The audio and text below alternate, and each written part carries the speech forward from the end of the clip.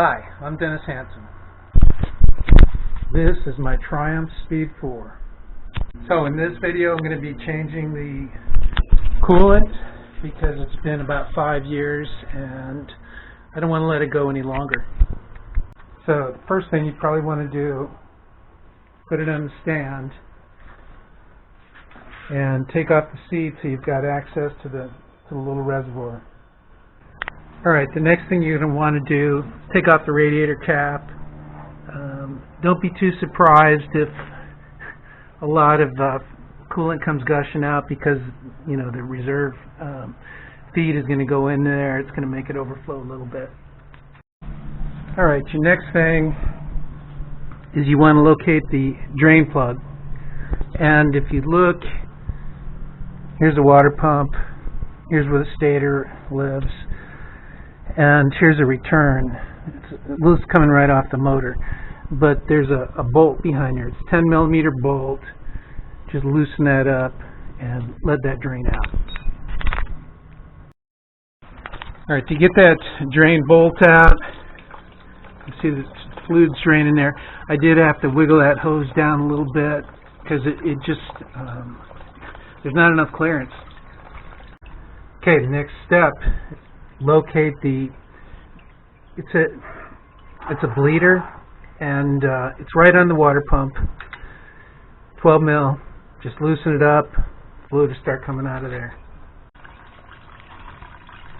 Alright, that's bleeding the system. The next thing is kind of a big one. This one, you're going to take off this bottom hose, and I'm just going to use it, take it off right there.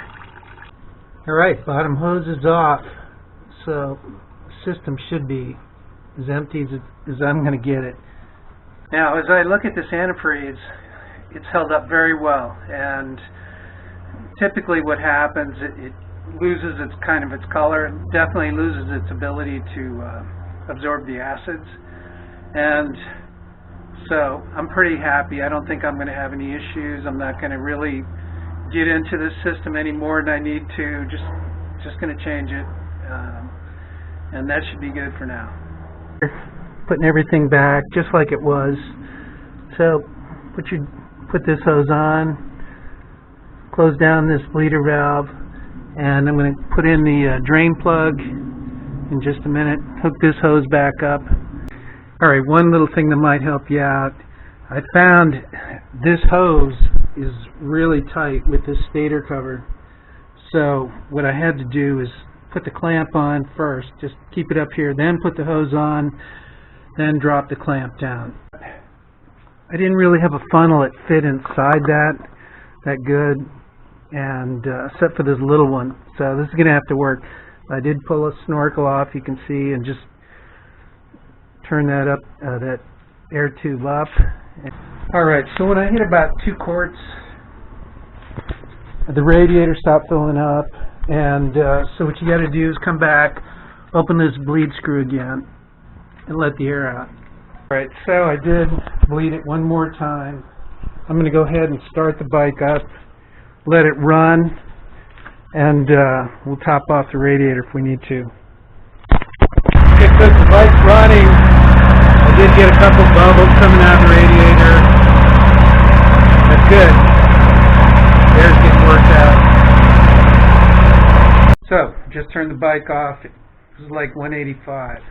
When you do that, the amount of coolant in the radiator is going to go down drastically. So, we're just going to fill it up, put the cap on.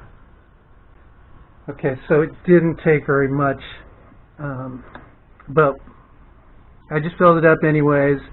You want to make sure that when you put this cap on, you get it all the way down there where all 3 of those notches are engaged, and you'll feel it click. Okay, one of the last things to do, make sure you fill up that little reserve. Alright, so it's all done. It took about 2.5 quarts, maybe 2 3/4. A little spillage there.